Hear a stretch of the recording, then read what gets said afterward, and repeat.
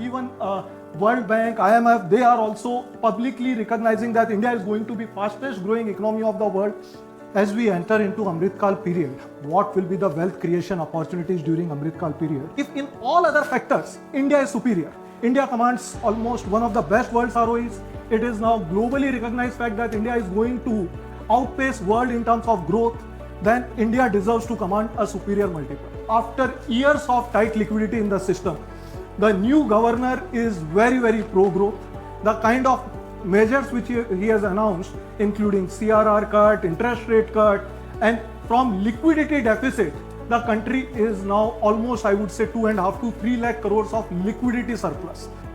25% of the world's incremental workforce will be from India. So consumption engine is waiting to fire, private sector capex is happening, and along with that we have abundant liquidity in the system, interest rates going down, this is money going back in the hands of those corporates which are able to generate superior ROE. I don't see any reason to be pessimist on the market. So I am pretty confident this country is going to see unprecedented consumption boom over next 10-15 years, especially during last 10 years. What kind of path-breaking reforms which has happened? Quite often we hear narratives more than the reality.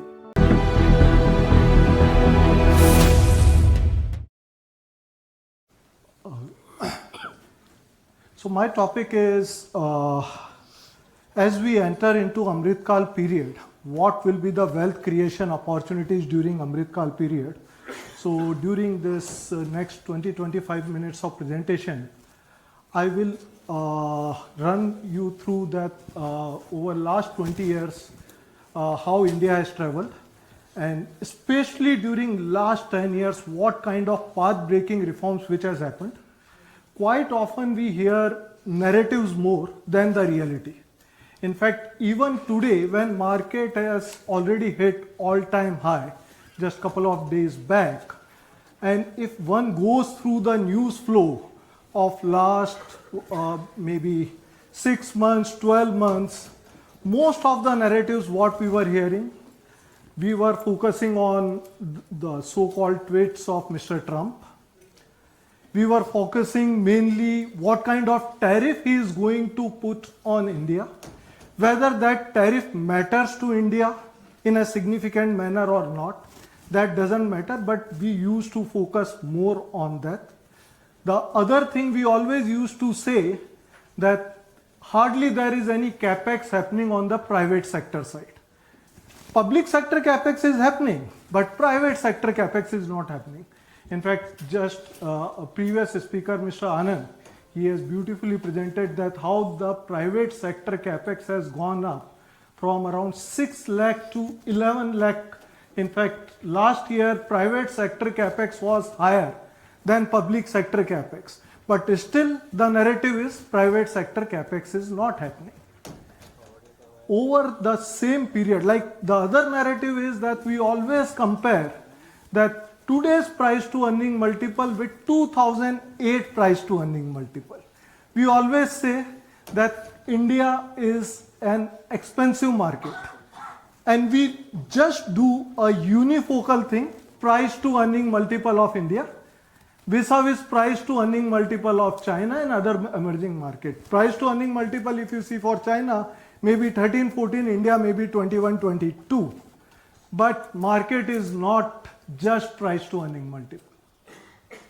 You have to look at growth, you have to look at ROEs, you have to look at longevity of growth, you have to look at strength of balance sheet, all those factors.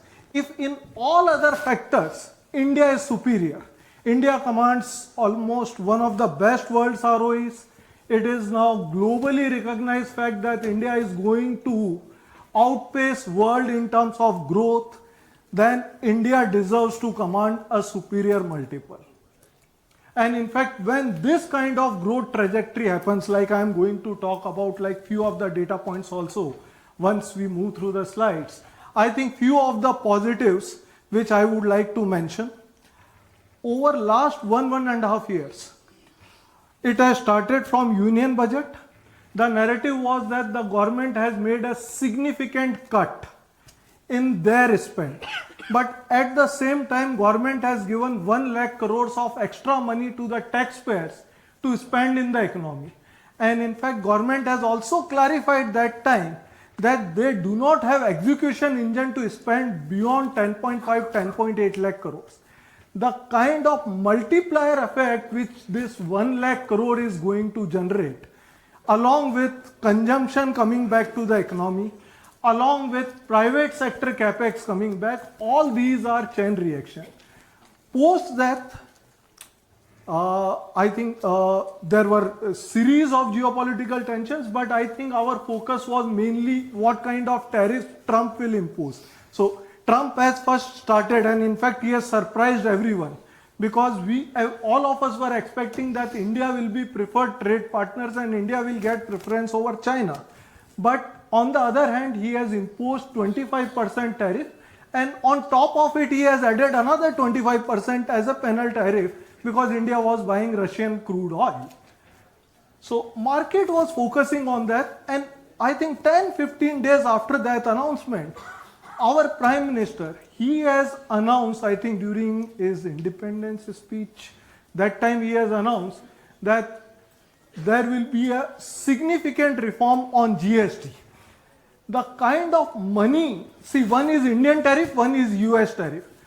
India, I think in terms of GDP, 2% of our exports goes to US, and hardly there will be 0.6% of our exports will be subject to US tariff. Whereas the GST reform which has happened, the numbers are like it is going to benefit Indian consumer anywhere to the tune of around 1.5 to 2.5 lakh crores. With this kind of additional spending power, the kind of impact which it is going, but market was still focusing on US tariff, and still we are saying that what will be the outcome. Definitely there are few sectors which are going to get benefited once US-India trade tariff gets signed. But India continues to be a domestic focused economy. Every company in the world requires India because of its strong domestic market. Every company in the world also requires India because of its manufacturing competence as well as our technology competence. So let me just, so net, we as a house, we ignore these narratives and we look at the reality. And sorry, one thing I mentioned, along with the government, I think after years of tight liquidity in the system, the new governor is very, very pro-growth. The kind of measures which he has announced, including CRR cut, interest rate cut, and from liquidity deficit, the country is now almost, I would say, 2.5 to 3 lakh crores of liquidity surplus. So consumption engine is waiting to fire, private sector capex is happening, and along with that we have abundant liquidity in the system, interest rates going down, this money going back in the hands of those corporates which are able to generate superior ROE. I don't see any reason to be pessimist on the market. So I think we are in the golden era, and that's the reason the topic of my presentation is Bharat Amrit Kal Fund. I will just give a brief. We have started in 2019. Currently we are managing around 15,000 crore of AUM.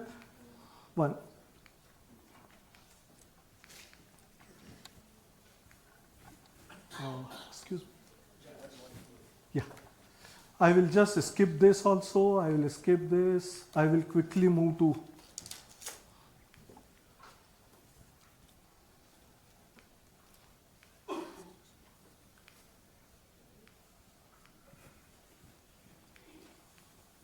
don't know. Yes, some. Yeah. So I will just go back to the history. There was a time when India used to be called as Sone ki Chidiya. We used to command almost 23% share of global GDP, which during British regime it has came down to 4-5% and it stayed there for last 75 years. Now there is a time to regain our share in global GDP. our share which is 4.2%, if we continue to grow at the pace which we are growing, I think it is 11 to 12% kind of nominal GDP growth is very much possible for India. Even World Bank, IMF, they are also publicly recognizing that India is going to be fastest growing economy of the world.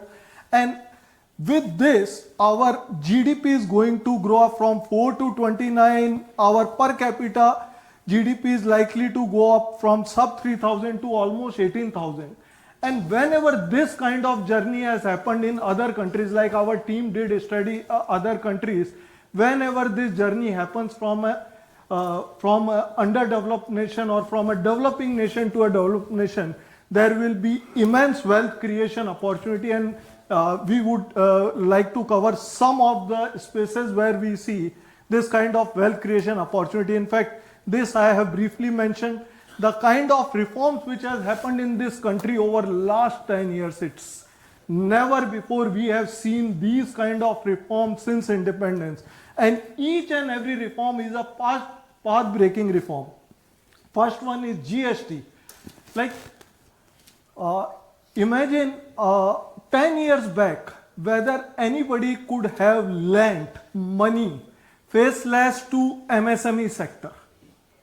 You don't know what kind of sales they are making. With GST records digitally available, it has equipped entire financial system. Even unsecured financial loans can be given at a click of button, because there is significant digital transformation which has happened coupled with GST.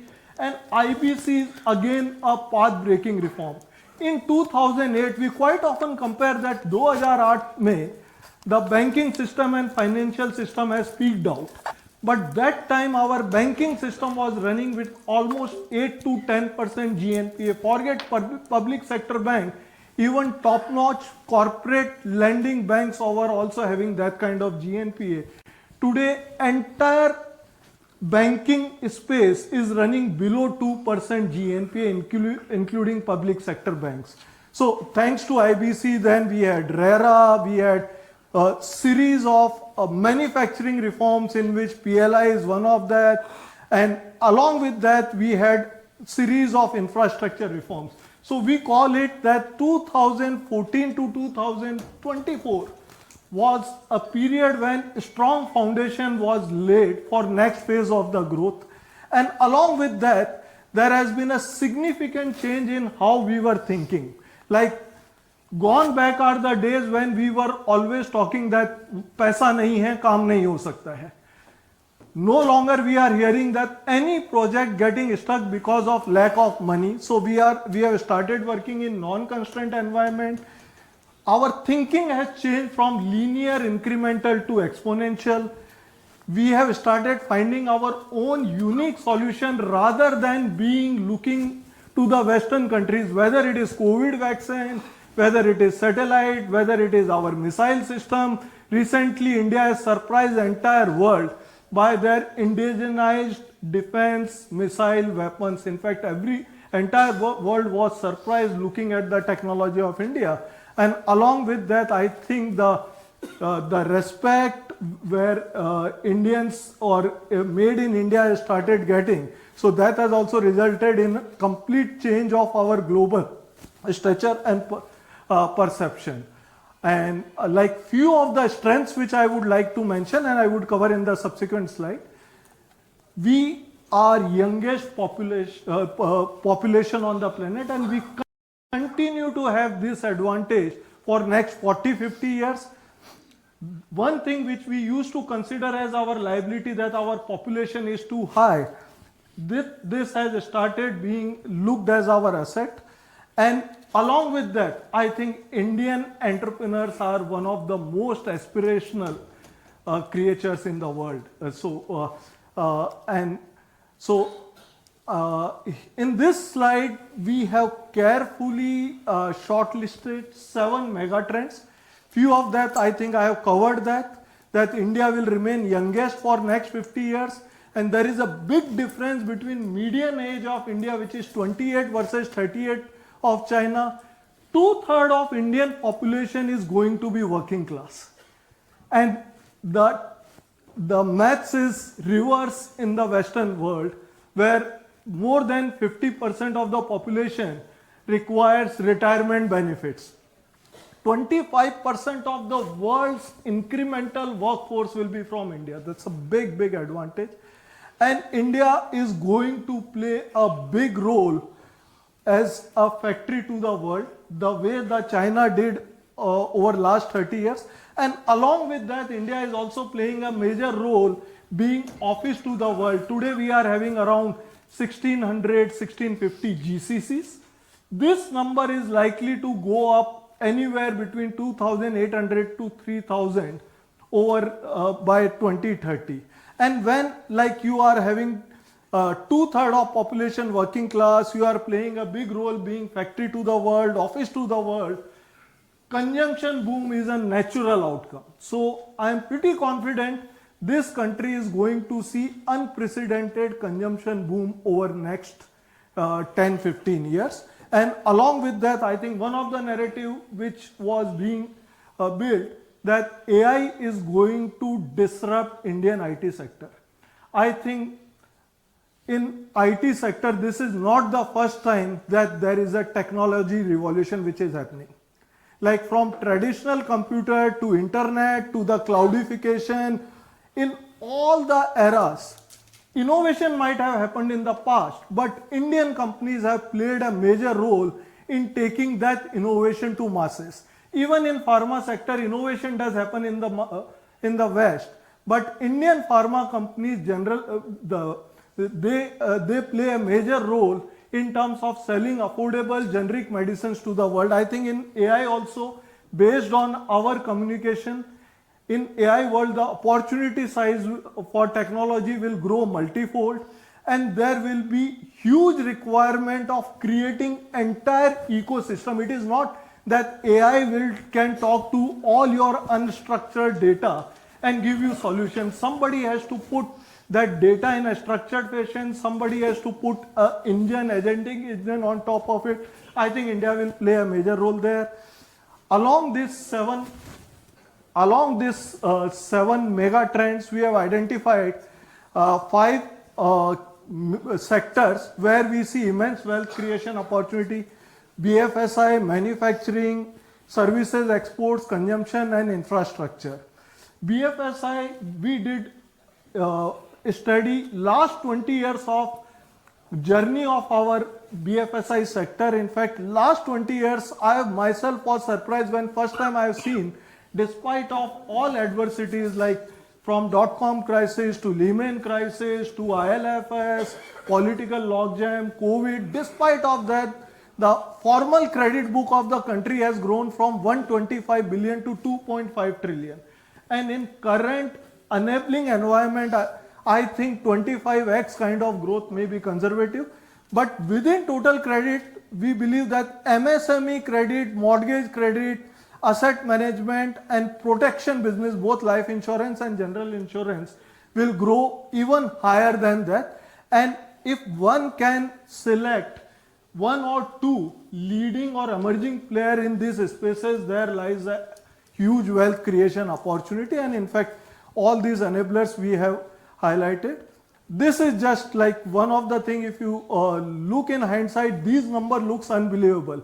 In 2000, entire private sector bank market cap of the country was $1.5 billion. Today it is $372 billion. So this is like various things which we have put. In manufacturing, India today represents, manufacturing of India is just 15% of our GDP, $500 billion.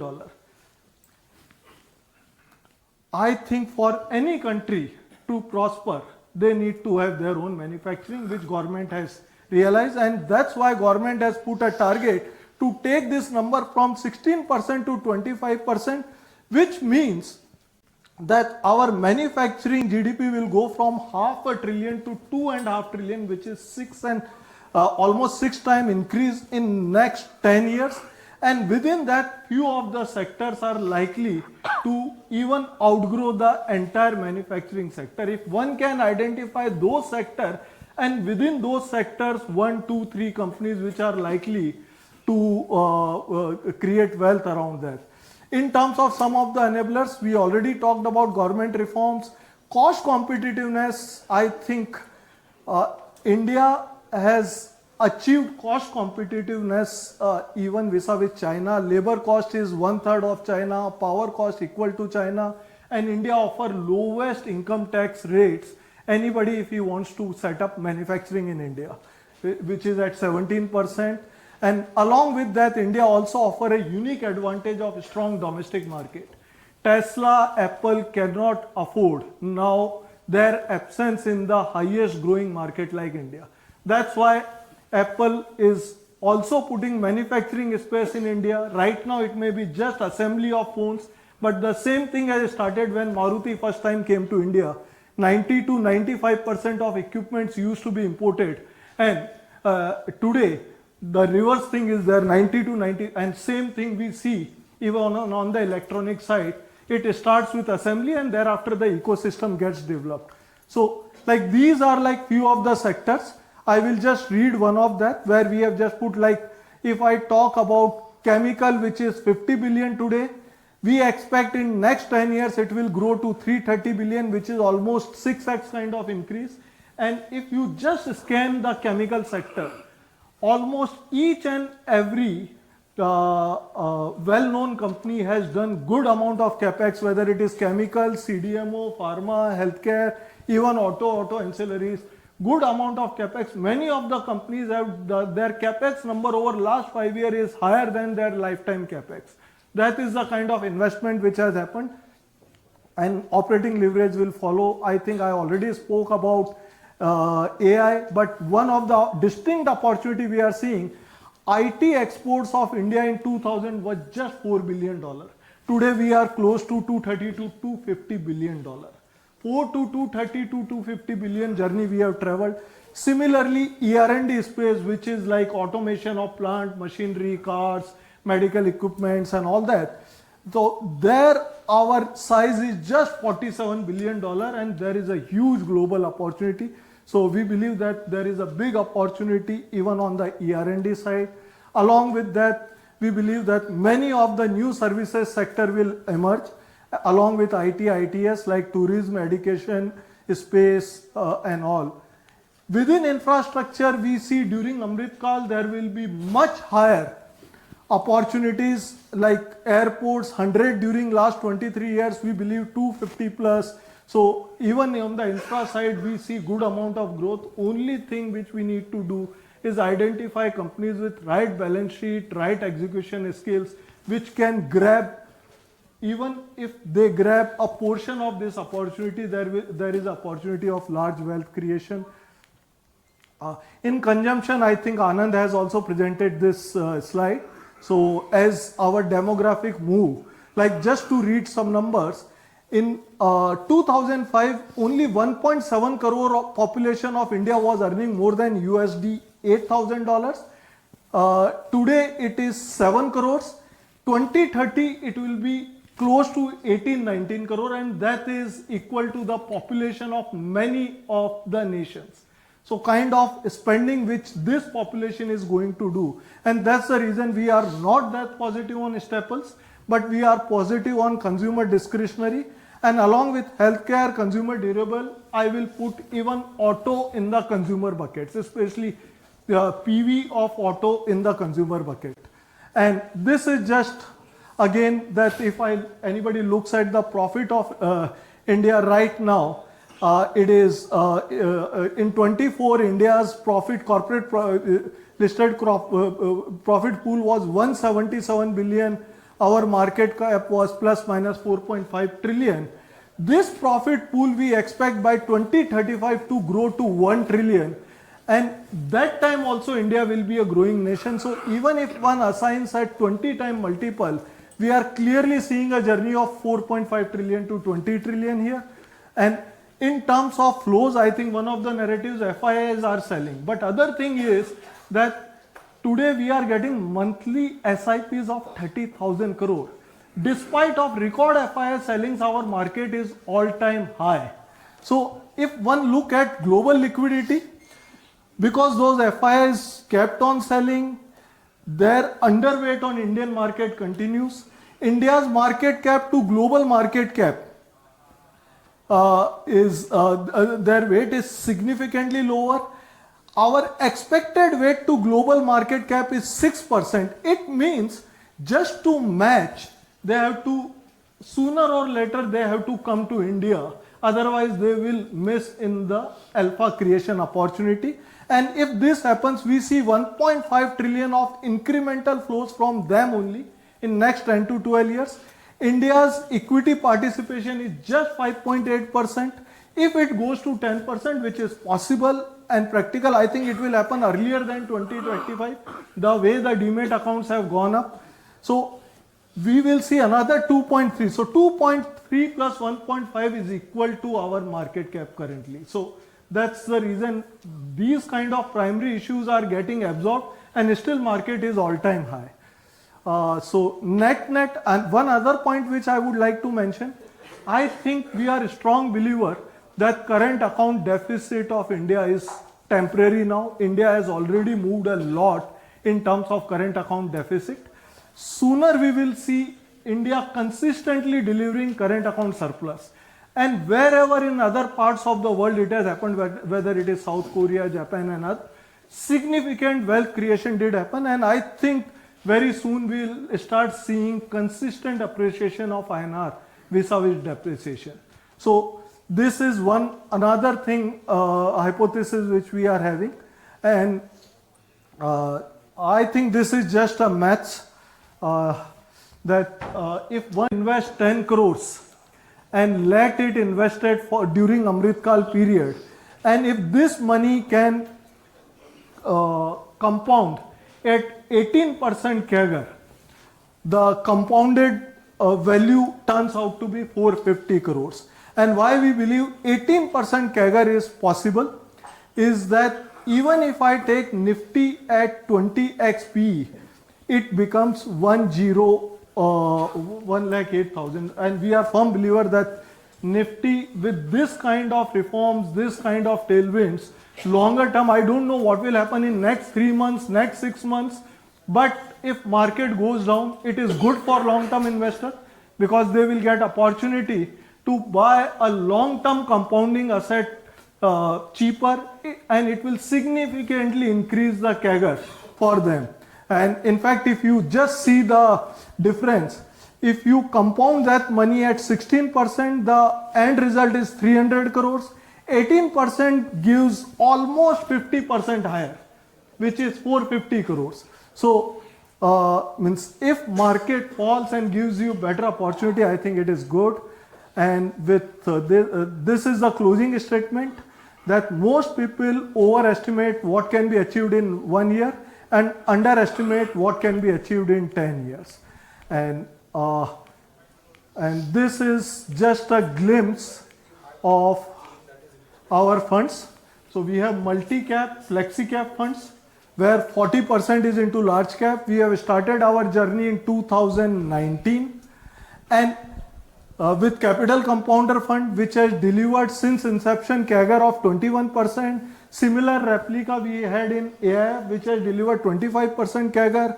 Our mid and small cap, the shift strategy which we have started during COVID, I think that time, rather than looking at narrative, we have looked at two distinct opportunities, that manufacturing is going to come back to India, and secondly, India will play a major role in technology enabling to the world. And we have launched our fund mainly focusing on manufacturing and technology.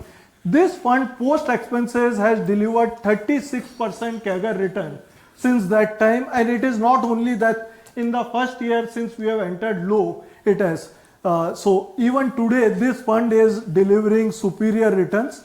So this is broadly about our funds and all. And with this I conclude my presentation. If we have any time for questions, yes, you have. You still have 5 minutes to go, so okay. You may proceed with Q&A. If any questions or any insights or any contra views to what I spoke, I will be happy to hear that.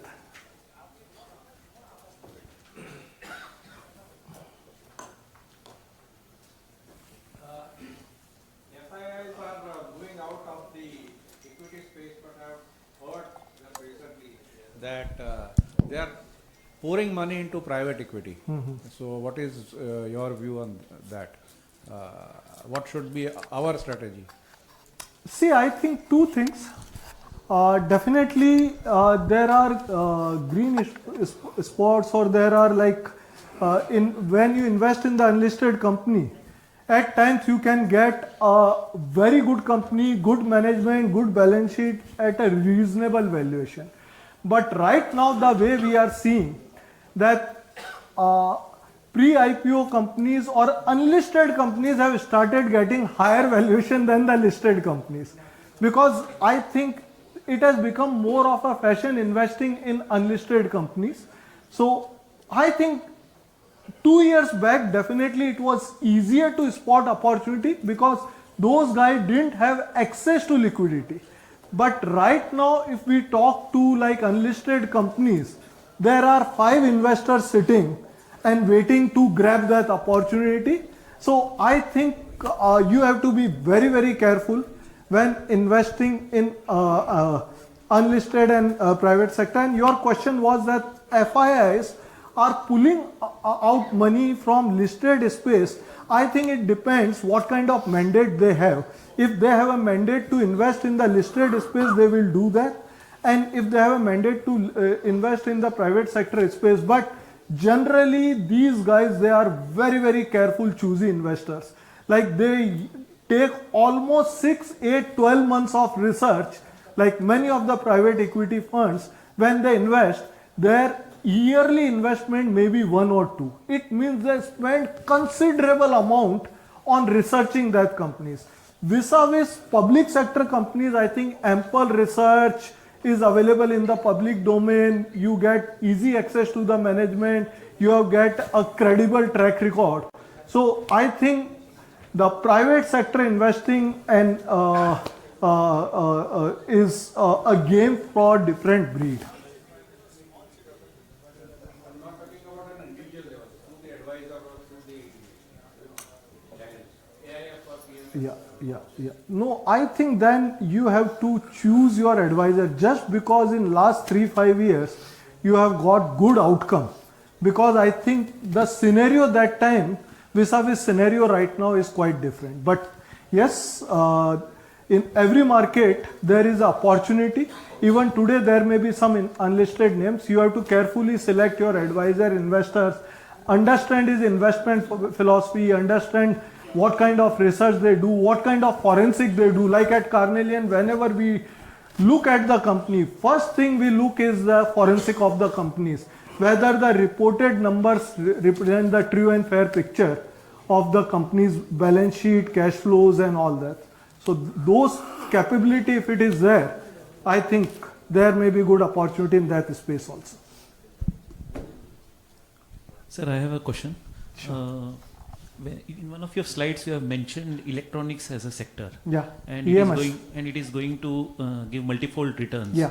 But are there enough companies on the listed space which come under this electronics? Because electronics is a broad, actually, so many sectors come under it. Yeah. So are there enough companies listed, or most of them are in the unlisted space? No, there are companies like Dixon is there, Ember is there, Keynes is there, then your Cyan DLM is there. There are companies, but only one issue I find in that space is valuation.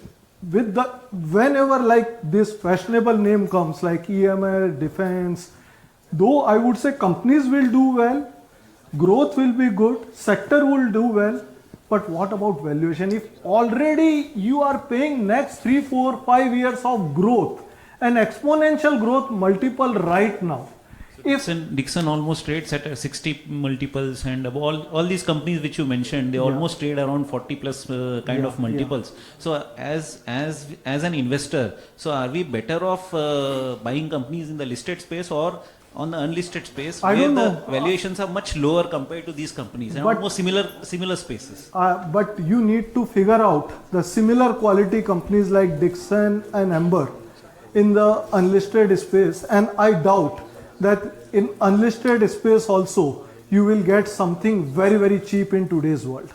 It is difficult to identify reasonable, along with good balance sheet, good management, large growth opportunity, because those entrepreneurs also, they are very smart. They know how to value their companies better than what we know. So we have to spend considerable amount of time first to come to their level and then talk about valuation.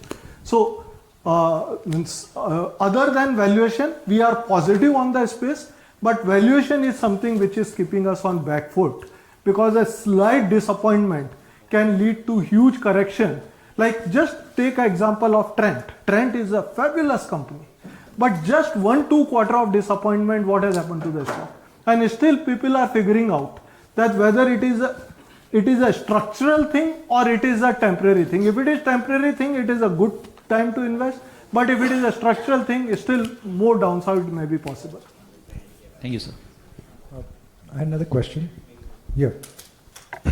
You mentioned 2,000 is the average salary or per capita income today, and it's going to go to 18,000. How have you structured that? What are the factors there?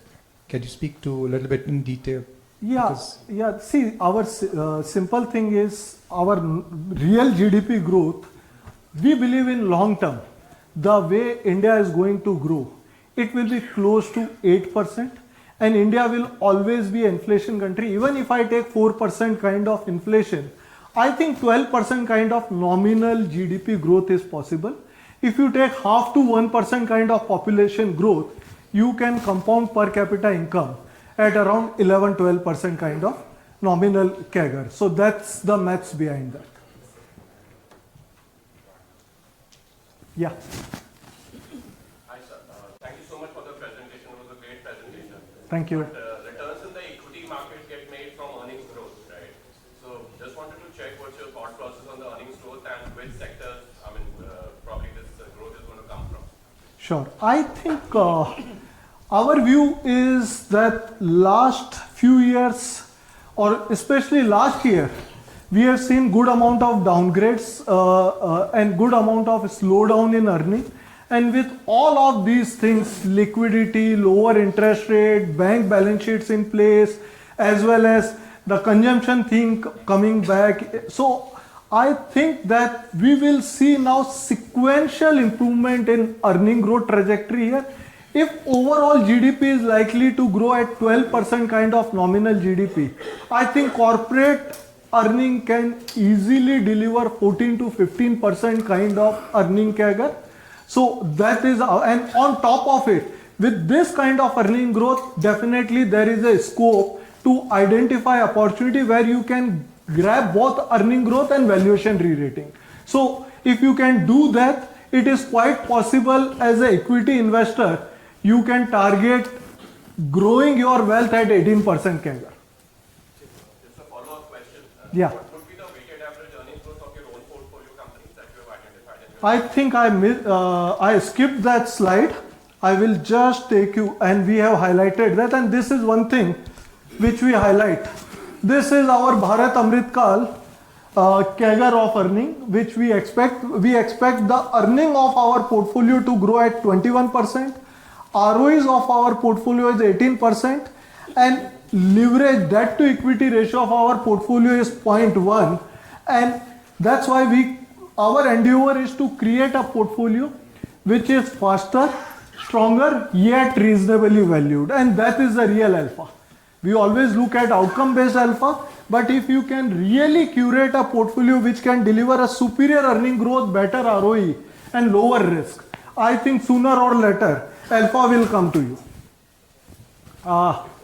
Could I answer your question? Yeah. Thank you. Great. So I think, thank you so much for interesting question, and thanks for hearing me out. Thank you so much.